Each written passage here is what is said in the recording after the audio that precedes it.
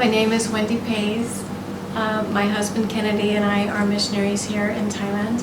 We've been here for over 20 years, and I've learned some really helpful tools in seminary that I wanted to share with you when sharing the gospel with a Buddhist person. So we already went through the idea of certain components of the worldview, basically where we get our knowledge, and for Christians that has to do with the Bible and science and our experiences and just a lot of different areas. And but the Bible is really important. That's where a lot of our kind of like our ontological questions are answered. And then for the Buddhist, their epistemology will come from some of the same sources, from science and from what they learned from their growing up and their parents and their enculturation, and in life and experiences, and also, but what really forms their kind of the bedrock of their worldview has to do with what is taught in the Pali Canon or the Dhamma that the Buddhists taught, and then also they believe in meditation as another source of information or knowledge. So that's really two very different sources of knowledge for us, and it really has bearing when we share the gospel with Thai people. So I wanted to talk about axiology. That's another important aspect of worldview. Axiology asks the question, what is good? What is evil? What has value? And for us, these really important questions begin to be answered in the Bible, in Genesis.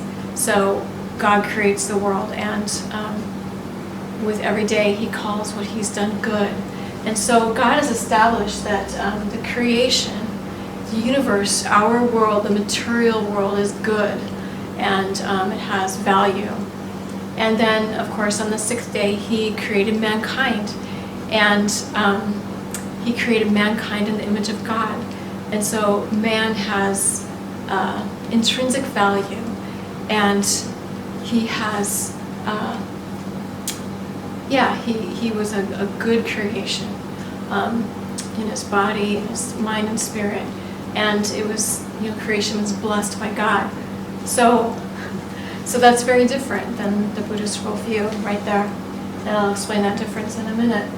And then we also, in the Bible, we read about faith being a virtue, of value, something to be valued. And then Galatians 5, we learn about the fruit of the Spirit, love, joy, and I want to focus on love. That's a really important one. And then 1 Corinthians 13, again on love. And then, of course, the first commandment, or the golden commandment, to love the Lord your God. And then also to love other people as yourself. And so those are really important axiological values for us as Christians. So when we go to share the gospel with Buddhists, they don't share those values necessarily with us, because what the Buddha has taught in the Pali Canon, or what is recorded in the Pali Canon from what he taught, is very, very different in essence from what the Bible is teaching. So I wanted to talk about some of those differences. One is like the ultimate good, like the ultimate or supreme good. For a Christian, we desire to put our faith in Christ and live out our faith. And when we die, we expect to be with God and in heaven and in an eternal state. For the Buddhist, the Buddha taught that the supreme good is actually nirvana, which is the cessation of self. So it's a very different thing. So the Buddha also taught against things like clinging, and that's a very important word in Thai when you're teaching about the Buddhist religion.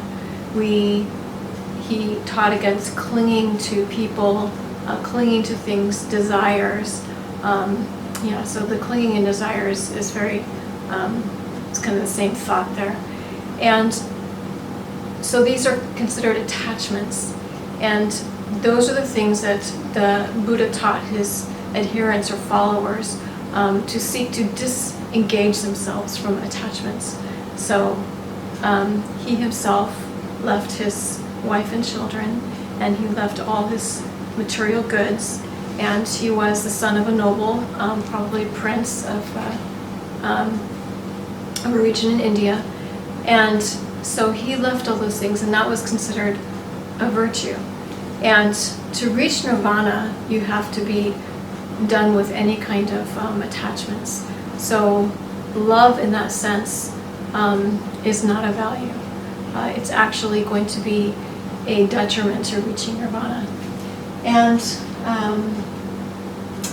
so I just wrote some concepts about what that means. It means escape from time and space embodiment. It means the extinguishing of self.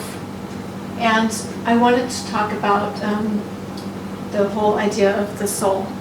And so the ultimate evil in Buddhism is suffering. And what many Buddhist scholars have taught is basically the genesis of suffering is the idea of a soul. Man having a soul that desires to cling to things. This whole idea of selfhood. And so that is a huge concept that that Buddhists, Theravada Buddhists teach against. So I want to just read something because I didn't want to memorize it.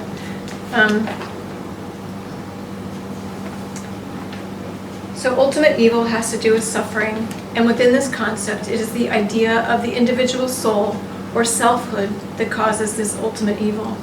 The Dhamma teaches there is no soul, and this is called anatta.